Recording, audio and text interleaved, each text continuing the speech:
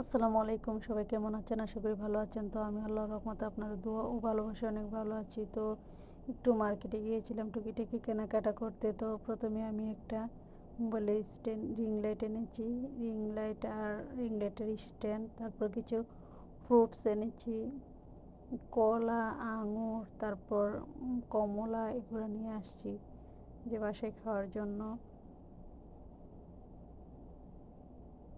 ফ্রুটগুলো খুব ফ্রেশ ছিল, তাই হাজবেন্ড নিয়ে নিল বাসার জন্য। কমলাগুলো এত মিষ্টি ছিল বলার মতো না, আঙুরগুলো খুব মজা ছিল। আর আমি তো থাকবো 2 মাস, তাই দামি এত কিছু কিনে লাভ নেই, তাই একটা টুইন ব্লেন্ডারে জার কিনেছি।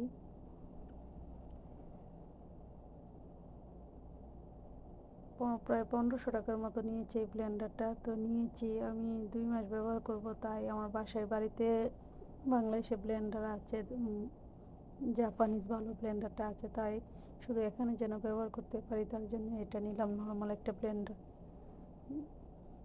মোটামুটি চলে। তো এখানে 2টা জামা আর একটা টপস শার্ট নিয়ে নিলাম বাসায় পরার জন্য।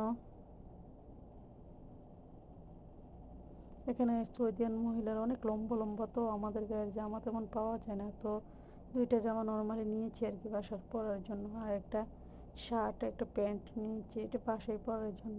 এগুলো তো অনেক সুন্দর ছিল আর এত আরামদায়ক ছিল জামাগুলো আর শার্ট প্যান্টের ইয়েটা। আর এখানে একটা ইন্ডিয়ান শাড়ি কিনেছে হাজব্যান্ড আমার জন্য। শাড়িটা অনেক সুন্দর ছিল, একদম সি গ্রিন কালার, খুব একদম গ্রিন কালারটা এত সুন্দর ছিল শাড়িটা, কি বলবো, ব্লাউজ পিস সহ খুবই সুন্দর ছিল।